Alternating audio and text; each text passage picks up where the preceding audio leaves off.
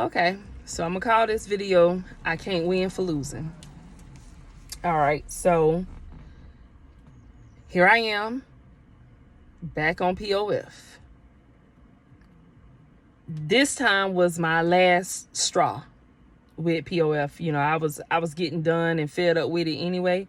And so I was I was in the process of deleting my profile. And at this point, I'm already to the point where I'm like, you know what? I'm finna throw this thing in the trash because it ain't working for me.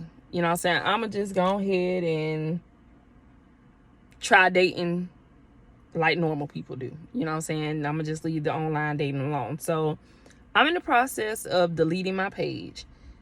Well, you know, when you're deleting those pages, you can't just go and click a button. You know, you got to go through this to get to this, to get to this, to then get to the deleting of the page, because they want to know why you want to delete the page, this, that, and the third. You know what I'm saying? Just let me delete the page, people.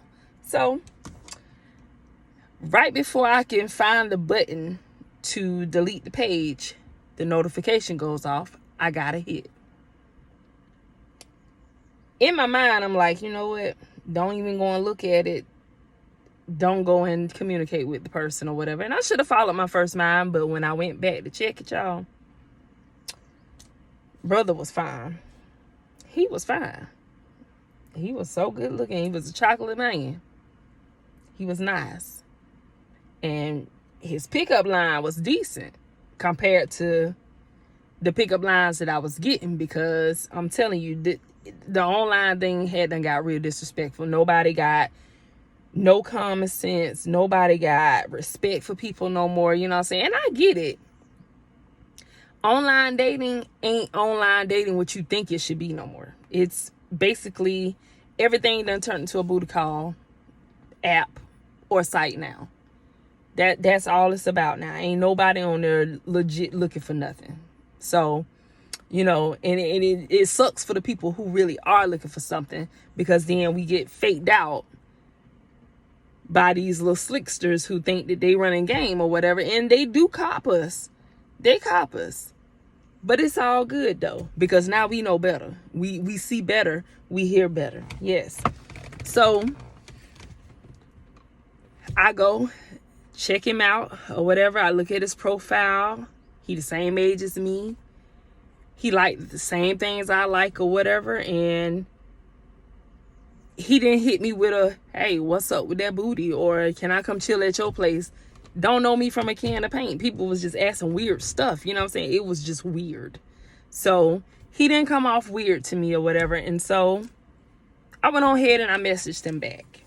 And I was just letting him know, you know, hey, I'm in the middle of deleting this website because I have not found anything worth my time on here. And so, you know, I'm just finna delete it. He was like, well, dang, I'm glad I caught you. And I did, because he was like, I really want to get to know you before you know, you jump off of here or whatever.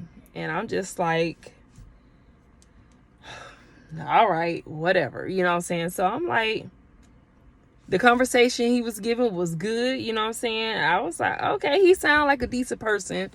Why not? So we go ahead and we exchange numbers. So give him the number. We talk. He hit me up immediately or whatever. And we talked. And it ended up talking for about a week or two. His birthday was in January. Mine is December. And so we just kind of connected. You know what I'm saying? He was telling me about how he had lost his grandma. We'll come back to that later on. He told me about how he lost his grandma, and, you know, he's still kind of sad and going through that because his grandma just passed away. So I thought. So, you know, so he's still on the emotional side about his grandma and all that good stuff and whatever. And so I'm like, okay, no problem, you know. So move forward. Conversation is going good. Everything sounds nice. He sounds like a good catch. And I'm like, dang, why didn't I meet you before? You know what I'm saying? Maybe I could have saved myself the headache. It still was a headache. But anyways, we're going to keep moving forward. So we decided to go ahead and meet up. And our first date was going to be fishing. And we picked fishing because he was going to have his nephew. I was going to have my nephew and my son.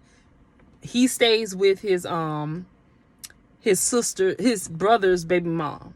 So he helps her out with his niece and her other siblings and things like that. And so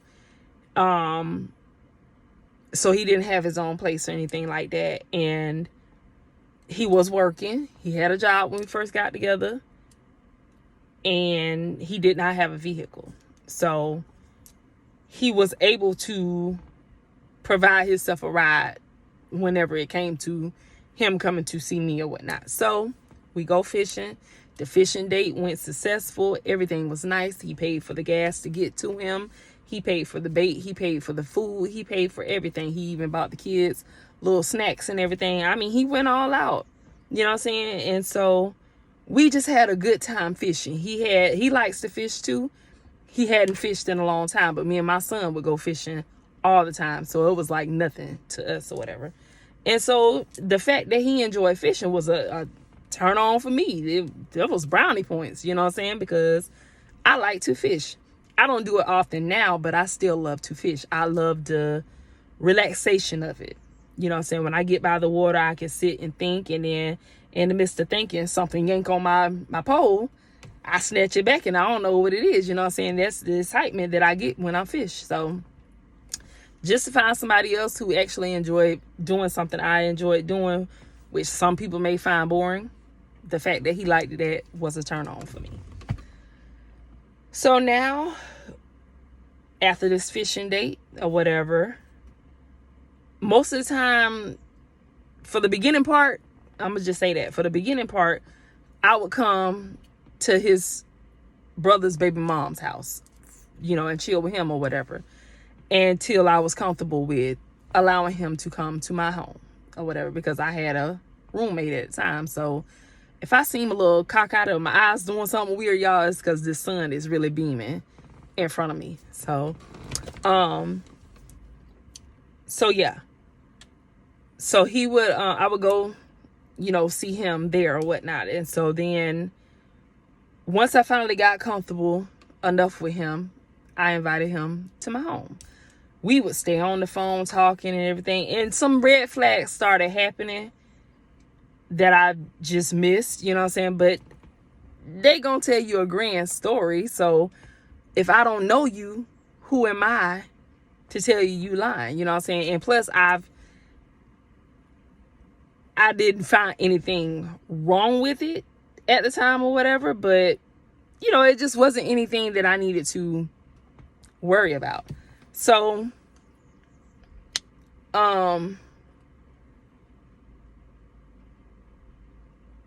what's the first thing that happened? One of the first red flags was that, okay, so after the first date, and I would go and hang out with him or whatever, little sides of him start to show. You know what I'm saying? So he liked it to drink. Sometimes he would call me because he be done overdid it, and now he's drunk, calling me on the phone, and he's crying. Oh, my grandma. I miss my grandma. And that was his thing for everything. I'm drinking because I miss my grandma, and this, that, and the third. He was like, you know, I told you I haven't fully healed over my grandma, this, that, and the third. And I mean, this man is on the phone, boo-hoo, crying. And I'm just like, whoa, you know, my heart going, you know, he pulling on them heartstrings now. He know he got me there, so we gonna keep playing on that because that gets her. So I go, and he was just like, can you please come see me when you get off of work or whatever? You know what I'm saying? Because this is the next day after chilling with him on one of the spells that I would chill with him at his brother's baby mom's house. For some reason, he had to see me every single day. So I was making that happen, and then he started making it happen. You know what I'm saying? So after I would get off work, he wanted me to come to him. And I did that. I would come to him because ain't nothing going on. And plus, this man is crying. He's going through it, you know, losing his grandma and everything, so recently. You know what I'm saying? So why wouldn't I be a nice, sweet person and go and be by his side and try to, console him or whatever in his time of need? So that's what I was doing. I was going to console him, and there was nothing ever out of the ordinary that would make me think that anything other than a man just going through grief and he handling it with a little bit of alcohol.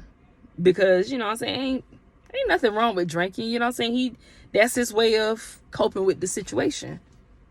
Okay, that's fine. He's still moving like a regular human being. He ain't doing nothing crazy.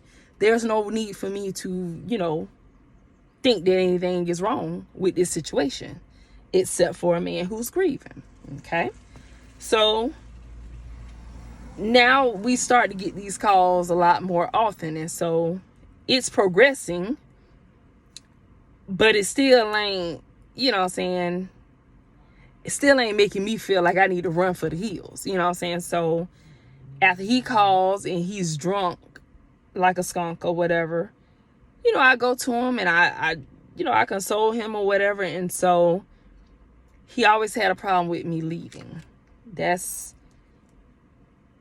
He would really get hard down, sad, and upset when I would have to leave to go do regular life things, you know what I'm saying? Call me on the phone. That's all you got to do, baby. I'm here, So he would really get sad when I have to leave and go home and stuff like that. And so once again, that's pulling on my heartstrings. And so it's like, but what I don't know he's trying to do is to get me to go ahead and just move him in.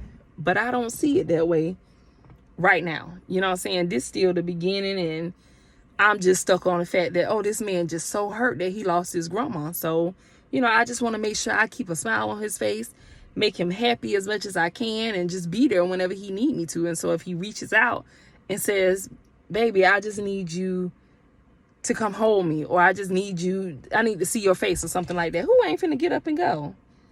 And he ain't showing me no different signs that I should not be doing this, you know what I'm saying? But that's how we get swindled in the first place. So it was like every single day. So from the moment we met, we ain't never stopped going to see each other. He was on me like white on rice, baby. White on rice. He wanted everything that I wanted. He talked the way that I needed him to talk. He was affectionate like I needed him to be. He was attentive. He was great with my son. He was just everything that I wanted, you know what I'm saying? And so I'm just like, okay. He just a little emotional, but he could possibly be who I need, I've been looking for all my life or whatever. So we move forward. And so now all of a sudden, something happened. And now he's no longer at the baby mama's house. His brother's baby mama. Let me clear that up. He's no longer at the brother's baby mama house. So what he's doing now is he's kind of bouncing.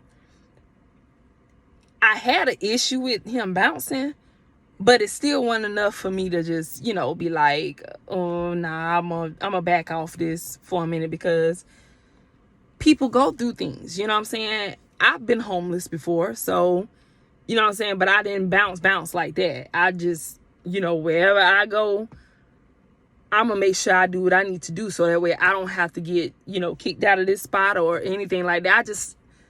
I know how to live with people. I don't like living with people, but I know how to live with people. So I wasn't a bouncer like that. I know I don't do that type of stuff. So, but I'm not no judger either. So, it is what it is. He got a roof over his head, so I'm not going to complain or whatever. So he was kind of going between his brother's baby mama house, his grandma house on his daddy's side, his mom's house, or